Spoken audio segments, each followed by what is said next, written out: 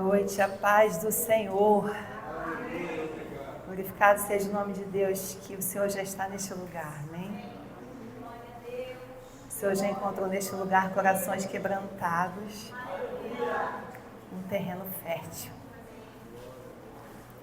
Nessa noite, nós vamos fazer algo diferente.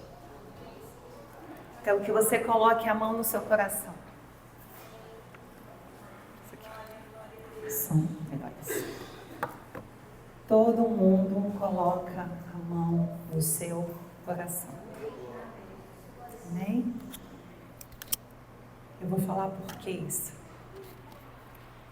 Às vezes a gente chega aqui na casa do Senhor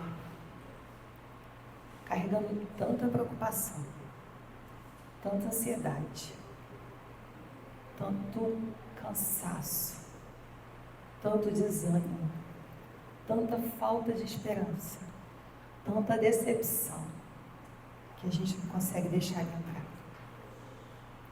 O Espírito Santo, neste lugar, Ele quer trabalhar na nossa vida.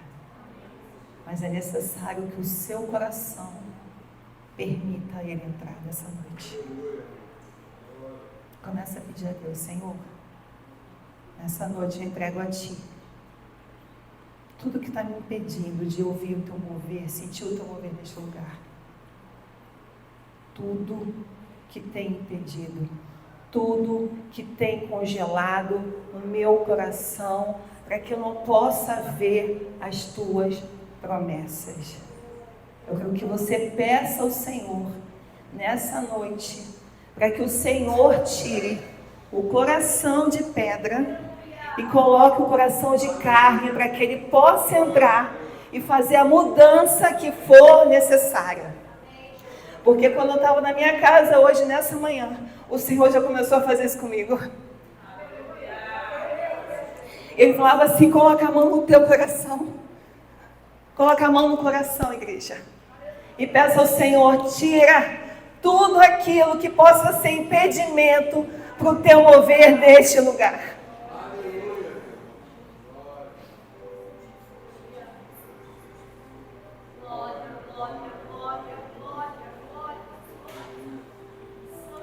Vai pedindo ao Senhor, vou te dar alguns segundos, mas vai pedindo ao Senhor,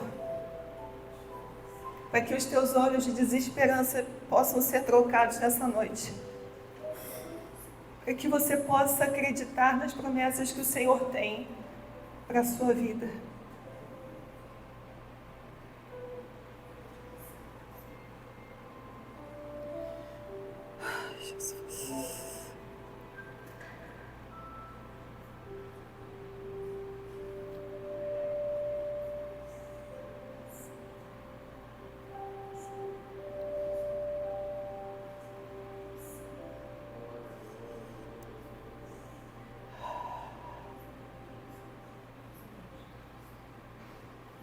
Senhor, nessa noite, entregamos o nosso coração em Tuas mãos.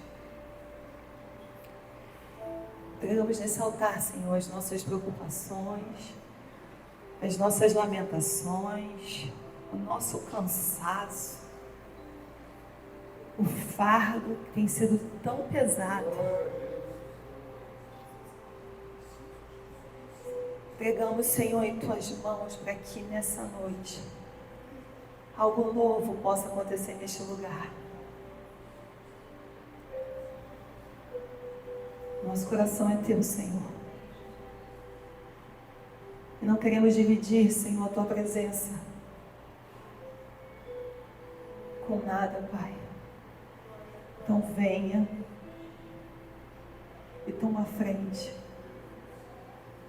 do nosso coração.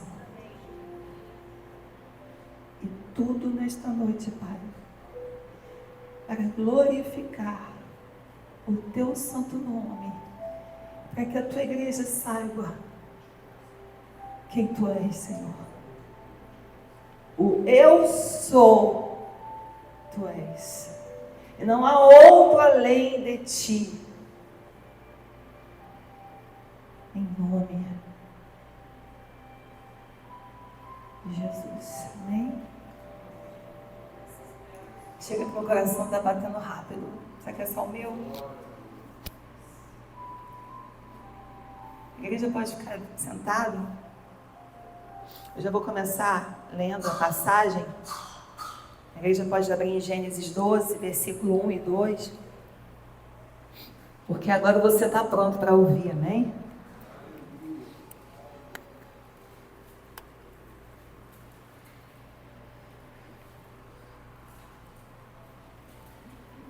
Todos acharam? Ora, o Senhor disse a Abraão, pode ficar sentado, pode ficar sentado. Nós já estamos com o terreno fértil pronto para ele, esse lugar, amém? Só recebe e começa a entender o que Deus quer falar através desses 2 versículos. Esses 2 versículos vão ser a chave que vão nortear toda a tua caminhada. Amém? Ora, o Senhor disse a Abraão, sai da tua terra, da tua parentela e da casa de teu pai para a terra que eu te mostrarei. E far-te-ei uma grande nação e abençoar-te-ei e engrandecerei o teu nome e sê tu uma bênção. Amém? Abraão era um pastor que vivia em Harã, tinha servos, tinha bens, tinha uma esposa que era estéril. Então, uma família sem filhos era uma família sem credibilidade. E aquele cenário só dizia o seguinte: Abraão vivia à sombra do seu pai. O que Abraão tinha vinha do seu pai, ele não tinha nada que ele poderia dizer conquistado. Tanto que se você for ler a palavra, você vai ver que para quem ele estava pensando em deixar toda a sua herança é para o seu servo, porque era comum acontecer isso. Só que o nosso Deus, ele é um Deus que gosta de trabalhar em cenário que o homem não vê esperança. Para começar aquele cenário, um homem que ele vivia à sombra do pai. E Deus falou o seguinte: sai da tua terra, da tua parentela, da casa do teu pai. O que quer dizer o seguinte? Tira as tuas raízes, apaga o teu passado, que eis que eu vou fazer algo novo na tua vida. Um homem que tinha uma mulher que era estéril. E o Senhor usa aquela situação e fala o seguinte: ei que te farei pai de grande nação, muitas nações. Um cenário totalmente desfavorável aos olhos do homem. Mas o Senhor, eu achei engraçado, eu achei um termo quando eu estava estudando, que falava o seguinte, que Abraão, ele era um homem desarraigado. Porque às vezes você quer tirar uma planta, se você corta uma folhinha, ela pode nascer de novo. Só que quando você puxa a raiz, ela não nasce mais. E o que Deus fez com Abraão? Desarraigou daquele lugar. Por quê? Abraão era descendente de Noé. Descendente de Noé. E conforme as gerações foram passando, que Deus tinha feito uma aliança com Noé após o dilúvio, amém? As gerações foram passando e a idolatria e o paganismo foi o que se estabelecendo novamente.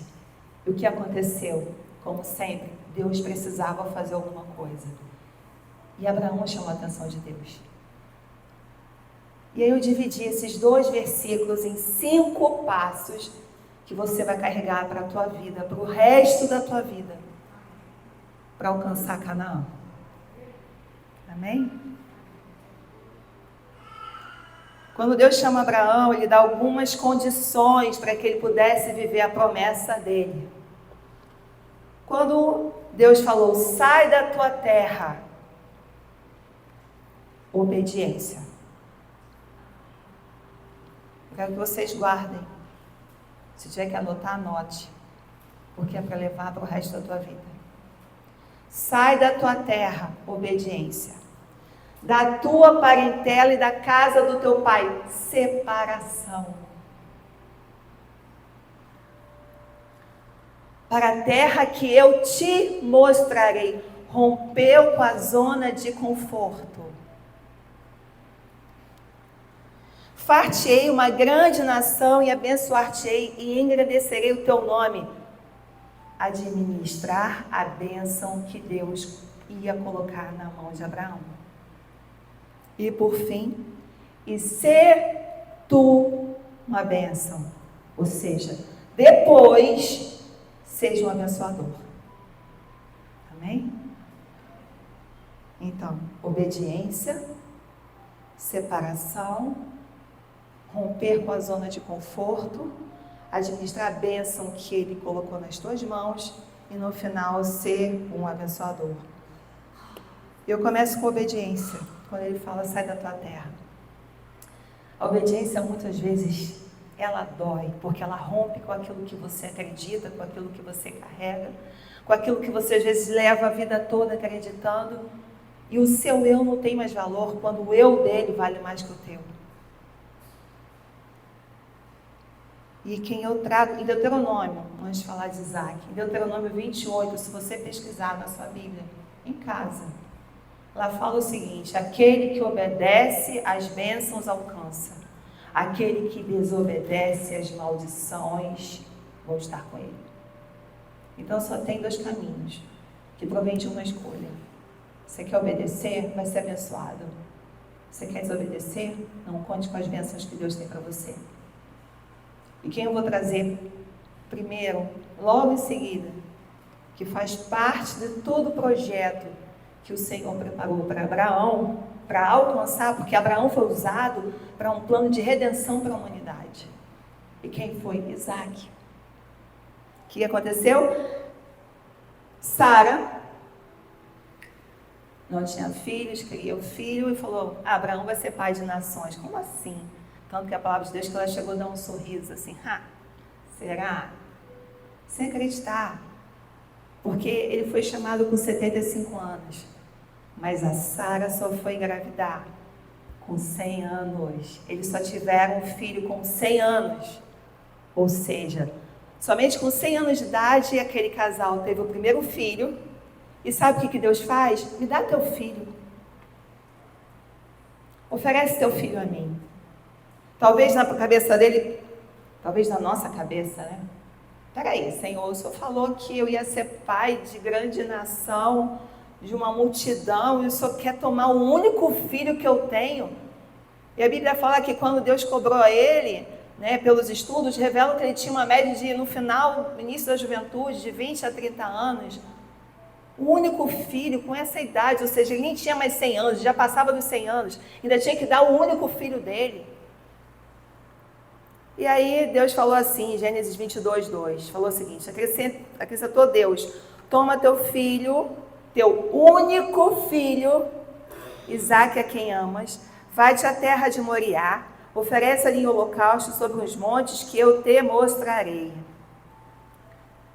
Sem questionar, Abraão tomou Isaque, foi para o monte de Moriá, pronto para oferecer o filho dele em holocausto. E quando chegou lá, Isaque perguntou: pai, cadê o sacrifício? Ele fala assim: Deus proverá. E fala, eu não vejo, você não vê na Bíblia que ele questionou, ele murmurou, ele reclamou. Ele simplesmente pegou o Isaque e obedeceu aquilo que Deus mandou. Chegou lá, colocou um altar com a lenha, amarrou Isaque. E você também não vê na Bíblia Isaque falando: pai, como assim? Não. Foi para obedecer. O que aconteceu? Ele pegou o cutelo dele. Quando ia imolar Isaque, o anjo chegou e falou assim: já vi que tu me amas. Já vi que temes a Deus e não negaste o seu próprio filho, ou seja, o seu bem precioso. E aí aparece um carneiro no meio do arbusto, e ele vai fazer o quê? E oferece a Deus. E trazendo isso para um pouco mais próximo de nós, porque nós falamos até na reunião de amigas, Jesus não foi diferente. Deus ofereceu Jesus por cada um de nós. Muitas vezes as pessoas leem a Bíblia e não entendem quando ele fala assim: afasta de mim esse cálice. E fala assim: Jesus não queria sentir aquela dor. Não. Jesus estava pronto para morrer por mim e por você. Ele sabia que era necessário, mas ele sabia que quando ele tomasse os nossos pecados, haveria separação de Deus com ele, porque Deus não habita no meio de pecado, e ele estaria sozinho sem o Pai. Essa é a diferença, mas ele estava lá para poder cumprir. Mas Deus não vai pedir a você, o teu filho, ou algo assim. Jesus já foi dado por todos nós. Deus pede uma coisa tão simples. Foi quando a gente começou, no culto hoje, botando a mão no nosso coração. Deus pede só o teu coração. Quando Deus fala os 10 mandamentos, depois resume em 2 no Novo Testamento, que é amar a Deus sobre todas as coisas, e depois amar o teu irmão como a ti mesmo, ele resume em uma única palavra: amor. Me ame, não me troque, não me deixe de lado, não me negue, não se esconda de mim. Deus fala isso: não me abandone. É isso que ele fala para você: não me abandone. Aconteça o que acontecer, não me abandone, porque eu vou estar contigo. E depois ele fala o seguinte: ame o teu irmão como a ti mesmo. Por que a ti mesmo? Porque se você não entender o amor de Deus pela tua vida, você não é capaz de amar ninguém. Que nem uma situação que eu passei com a minha filha, e aquele período dos jovens que eles passam, da baixa autoestima, que eu sou feio, que eu sou assim, que eu sou assado, que eu não tenho valor, que eu não sei o que lá. Aquele período de adolescência que vai tomando o coração do jovem, achando que ele é a pior coisa do mundo, que isso é Satanás puro agindo. Aí eu falei assim para ela: como é que você quer dizer que ama alguém se você não vê nada de bom em você? Como é que você quer dizer que ama alguém se você não ama você mesmo? Como você dizer que ama alguém se você não ama a quem Deus fez, que é você? Você é precioso, é preciosa nos detalhes. Não tem ninguém com a tua digital. Você é único, é única para o Senhor. Como você pode achar que você não tem valor ou que você não é amado por Deus? Como você pode dizer que ama alguém se você não consegue se amar? Como? Porque eu sou assim. Deus fez você. Imagem e semelhança. Você é perfeito aos olhos de Deus. Você é perfeito, não falta nada em você. Você quer ver uma coisa? Um tempo atrás, quando eu estava com meus filhos menores, e eu pegava assim para poder atravessar a rua, e às vezes o sinal não estava demorando a fechar, e eu puxava eles. E eles vindo correndo, eles não estão olhando se o carro está vindo, se o carro está atrás, eles simplesmente vão, sim ou não? Olha a confiança, gente. Isso é confiança. Eu quero dizer o seguinte: Deus vai pegar na tua mão, não importa se está passando o carro, se o sinal está vermelho, se o sinal está amarelo, está verde, você só acompanha e fecha os teus olhos, porque isso é confiança no teu Deus. É assim que o Senhor tem nos chamado para estar. Feche os olhos e só acompanha. E olha, o filho rebelde, o filho que não obedece, que anda na contramão, não tem como ter relacionamento. Eu me lembro uma fase do meu filho, do Mateus, que ele estava tão difícil. Sabe, parecia até que o amor tinha ido embora, de mãe para o filho. E eu cheguei, e eu falei assim: tem alguma coisa errada. Não. esse filho foi o Senhor que me deu, eu amo, eu vou ter paciência, eu vou ensinar. Porque o filho rebelde, ele faz assim com o pai, ó. Não tem acordo, não tem como andar junto. Eu simplesmente trouxe meu filho para perto de mim, para que a gente pudesse caminhar junto. Entenda que a rebeldia não deixa Deus andar do teu lado. Quando você quer fazer aquilo que Deus não te orienta a fazer, Deus não está do teu lado. Às vezes você não entende porque está dando volta. O deserto está dando volta. E 1 ano de volta, 2 anos de volta, 40 anos de volta. E não está chegando por quê? Porque você está seguindo o teu passo, não é onde Deus está mandando você ir. E para tudo, Deus, Ele coloca condicionante, sim ou não? Você dá tudo para o teu filho? Até para você arrumar um emprego, você vai de qualquer jeito? Ah, você acha que se você cortasse mal o cabelo de alguém, você ia estar trabalhando? Você tem que fazer um curso. Para você ganhar dinheiro, você tem que trabalhar. Para você conquistar alguma coisa, você tem que fazer alguma coisa. E não é diferente. A Bíblia fala em Mateus 11:12.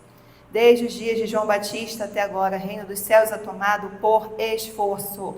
E os que se esforçam se apoderam dele. Ou seja, a Bíblia fala que o reino é tomado por esforço. Tomado à força. O que quer dizer o seguinte? Determinação. Tenha determinação em tomar o reino nas tuas mãos. Para que você não fuja, para que você possa usufruir daquilo que Deus está separando para você. O segundo tópico. Separação da tua parentela e da casa do teu pai. Aí você pensa, por que separação? Porque Deus não quer te ver no meio onde pode te influenciar. Você tem que estar no meio que te leve para o céu. Você tem que estar no meio que tem a mesma visão que você. Porque senão esse meio vai te influenciar e vai te afastar da presença de Deus. Ou você anda com pessoas que te levam para o céu, ou você se afasta. E Deus sabia que se ele estivesse no meio da parentela, no meio do pai, ele ia viver a sombra do pai, ele ia viver as raízes que ele tem com a família dele, com o paganismo e com a idolatria. Então foi necessário Deus tirar ele daquele local para poder começar algo novo. Deus só vai começar algo novo se você estiver no meio em que ele possa trabalhar. Amém? O terceiro que fala, vá para a terra que eu te mostrarei. O que quer dizer o seguinte, rompeu com a zona de conforto. Quando você vai para um lugar que você nunca viu, como é que você fica? Você fica tranquilo? Você vai pensar, como é que eu vou chegar lá? Será que é tranquilo? Será que eu chego calmo? Será que tem condução? Será que não é perigoso? Sim ou não? Tudo que é algo que você não tem o controle te gera o quê? Desconforto. Ele mandou Abraão para um lugar que ele nem sabia aonde seria. Mas Abraão também não questionou. Ele entendeu que era necessário sair daquele meio para poder ir para uma terra desconhecida, onde o seu guia era Deus. Um lugar de descanso, de paz e de bênção. Eu tenho uma história pequena ou grande, né? Depende que eu falo bastante. Quando a gente morou na Austrália, o Márcio trabalhou com uma pessoa muito, muito querida. E ela se tornou muito, muito minha amiga. E ela chegou para mim e falou assim, Dani, seu marido está sempre pronto caso o navio afunde. Mas ela viu aquilo como uma qualidade, né? Mas eu guardei no meu coração. Eu falei, mas o que quer dizer que tá ruim? Não, tá tudo ótimo. Mas antes que ele afunde, seu marido já sabe o que tem que fazer. O que eu quero dizer para você é o seguinte, vamos trazer para a nossa vida espiritual. Crente não tem zona de conforto. Crente não fica confortável.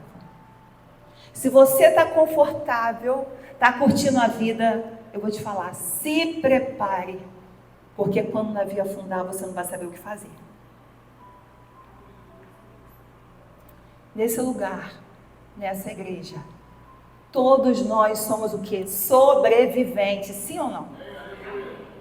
Nós sobrevivemos, as lutas vieram para derrubar a gente, mas nós sobrevivemos.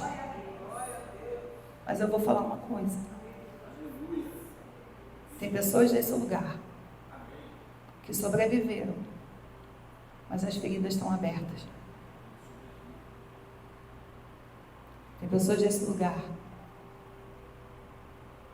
que existe mágoa, falta de perdão, que não consegue tirar as raízes do passado. Tem pessoas que chegaram nesse lugar se arrastando porque ainda está ligado o que aconteceu. Todos nós somos sobreviventes, sim, mas a ferida está aberta, porque quando veio a luta, você estava confortável. E Deus te chama para estar desconfortável. Deus não te chama para você ficar na tua casa com as pernas para o alto e achando que está tudo bem com a tua igreja, está tudo bem com o teu ministério, está tudo bem com a tua família. Deus te chama para você ficar incomodado, sim. Porque se o navio vier afundar, você vai estar o quê? Vigilante. Você não vai ser pego de surpresa. A Bíblia fala o seguinte: sede sóbrios e vigia, vosso adversário anda em derredor como um leão que ruge, procurando alguém para tragar, alguém para devorar. Isso quer dizer o seguinte: ele não descansa. Por que você vai descansar? O povo de Deus não pode descansar, crente não pode descansar. Se você está percebendo uma luta, se você está percebendo alguma coisa que está trazendo desânimo, se posiciona, começa a clamar e fala: Senhor, derrama o teu fogo, porque o meu coração está como uma geladeira. Não aceite que as condições terrenas possam mudar a atmosfera da tua casa. Não aceite que as condições terrenas venham mudar aquilo que Deus planejou para você, o caminho que Deus desenhou para a tua vida. Deus tem um projeto de sucesso. Tenha o escape.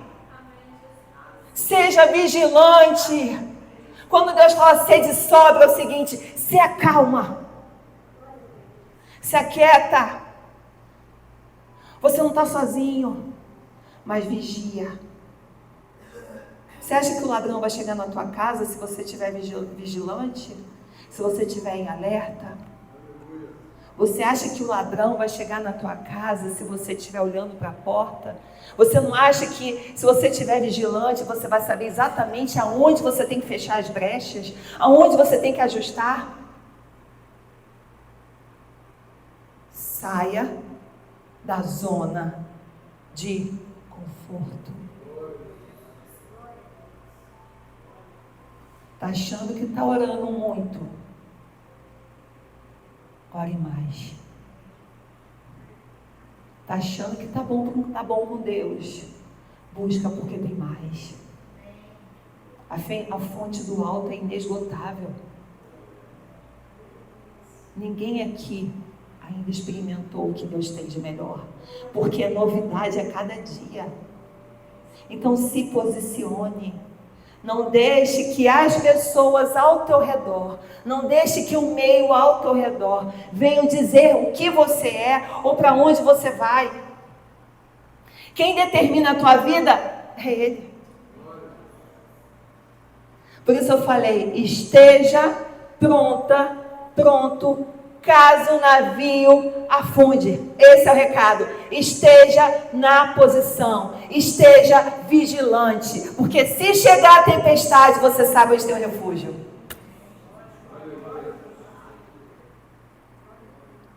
A Bíblia fala: Ele põe termo à guerra até os confins do mundo. Salmo 46:9. Quebra o arco, despedaça a lança, queima os carros no fogo. Aquietai-vos e sabei que eu sou Deus. Sou exaltado entre as nações, sou exaltado na terra. O Senhor dos exércitos está conosco. Deus de Jacó é o nosso refúgio. Eu quero dizer o seguinte: se você sair do seu conforto, até no meio da guerra você vai achar descanso. Aquieta teu coração, saber que eu sou teu Deus. Entrega teus caminhos ao Senhor e o mais Ele fará. Uns confiam em carros, outros cavalos, mas nós confiamos em nome do Senhor. Se deleita no Senhor, que Ele satisfará os desejos do teu coração. Quarto ponto, fala o seguinte: far-te-ei uma grande nação e abençoar-te-ei e engrandecerei o teu nome, que é administrar o bem que você tem. Gálatas 3,7 fala assim: sabei, pois, que os que são da fé são filhos de Abraão. Ora, tendo a Escritura previsto que Deus havia de justificar pela fé os gentios, anunciou o primeiro evangelho a Abraão, dizendo: todas as nações serão benditas em ti, de sorte que os que são da fé são benditos como o crente Abraão. Isso quer dizer o seguinte: nós somos uma geração que abençoada. É exatamente isso. Nós somos uma geração afortunada, abençoada por Deus. Porém, muitos não entendem por que a bênção não chega, por que a promessa não vem, por que ela está demorando, por que é assim, por que é assado. E eu estava pensando, às vezes tem muitas igrejas infladas. Aí você pensa, é verdade. Infladas por pessoas que vivem um evangelho egocêntrico, que olha para o umbigo e fala o seguinte: a Bíblia é do meu jeitinho.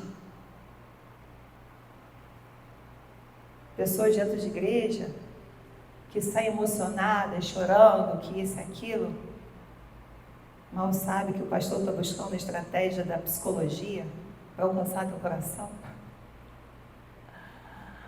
Aí eu te falo uma coisa, que quando a estratégia vem do céu, os frutos são permanentes.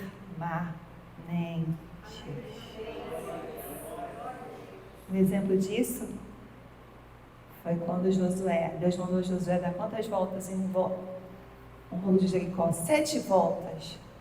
Depois que o povo que deram 7 voltas ao redor do muro de Jericó, falou o seguinte: sacerdotes, toquem a trombeta. Povo, brama no nome do Senhor. O que aconteceu? O muro derrubou, o muro caiu. Porque quando a estratégia vem de Deus, gera frutos permanentes na tua vida. Eu não posso estar aqui falando para te emocionar. Eu não posso estar aqui falando para fazer você chorar. Não, o Espírito Santo de Deus tem que chegar no teu coração, tem que encontrar morada, tem que fazer você sim chorar de arrependimento para começar uma nova história. É isso que o Senhor está chamando o povo dele nesta noite. E quando eu falo, Deus fala daquilo que você precisa administrar. Se a Bíblia fala que nós somos um povo abençoado, ainda que você não tenha aquilo que você quer, você já é abençoado. Sim ou não? Aí eu pergunto a você, cadê a sua bênção? Qual é a sua bênção? Aí você vai falar assim: Senhor, eu queria um marido fervoroso na presença de Deus, que viesse aqui te adorar. Mas ele não é nada disso. Mas você tem um marido. Você tem um marido que é a tua bênção. Senhor, não tenho aquele emprego. Eu tenho tanto estudo, eu sou só uma assistente. Mas você tem um emprego. Quantos desejariam ter um emprego? O que Deus colocou na tua mão? Mas eu queria mesmo ser líder de ministério. Eu só lavo o banheiro. Lave o banheiro, mas lave da melhor forma possível. Que as pessoas possam passar e perguntar: quem lavou esse banheiro? Ah, mas eu só faço café. Faça o melhor café para as pessoas passarem e dizer, cadê aquele café daquela irmã? Faça o seu melhor em tudo que você colocar a mão. A palavra do Senhor fala da parábola do semeador. O que chegar na tua mão, que você possa multiplicar, que seja 1 por 100, 1 por 60, 1 por 30, mas multiplique as sementes que o Senhor tem colocado na tua mão, ainda que seja pouco aos teus olhos. Ainda que seja pouco aos teus olhos, faça o seu melhor. Ser fiel no pouco, para que no muito eu possa te colocar. Seja fiel naquilo que o Senhor colocou na tua mão, é pouco, mas seja fiel naquele pouco e dê o teu coração naquilo, porque em Colossenses fala para você fazer de todo o coração, como se fizesse para o Senhor. Você não faz para homem, você não espere recompensa do homem, espere recompensa de Deus. Então saiba administrar aquilo que o Senhor colocou na tua mão, para que possa prosperar. Lembre, você é um semeador. Fala, eu sou o semeador. Aleluia. Aleluia. Se você não cuida do pouco que é dado em você, como é que você vai estar pronto para receber o muito? Não vai receber muito não, igreja. E seja fiel no pouco que você tem na tua mão, mas dê o teu coração, dê a tua vida naquilo, dê o teu suor, para que o Senhor possa fazer prosperar. E que você possa estar pronto para receber o muito que Ele está separando para você. E por fim, Ele fala o seguinte: sê tu uma bênção. Ou seja, seja um abençoador. Você obedeceu, você se separou, você saiu da sua zona de conforto, você soube administrar os bens que estão na tua mão, e agora você está pronto para abençoar. Está cheio de gente com a vida bagunçada, levantando a mão para abençoar a vida dos outros. Não faça isso. Não dê aquilo que você não tem. Faça aquilo que o Senhor mandar, mas que o Senhor possa te encher, para que você possa transbordar e abençoar a vida do teu irmão.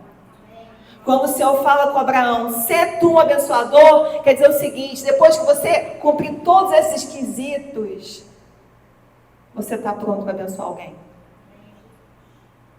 Você só pode abençoar se você viver as bênçãos de Deus.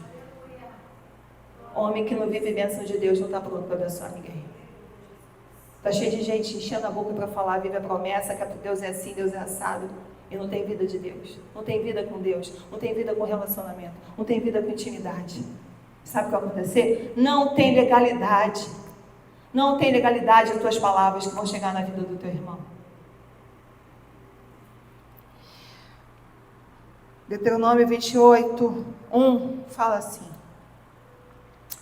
se atentamente ouvires a voz do Senhor teu Deus, tendo cuidado de guardar os seus mandamentos, que hoje te ordeno, o Senhor teu Deus se exaltará sobre todas as nações desta terra. O Senhor deve ser exaltado na tua vida. Seja um filho obediente. Não fuja das bênçãos que o Senhor separou para você. Cuide com todo amor aquilo que o Senhor te deu. Não é o que você quer. O que você quer, o Senhor deixou separado. Mas faça com todo amor no teu coração. Esteja sempre alerta, vigilante.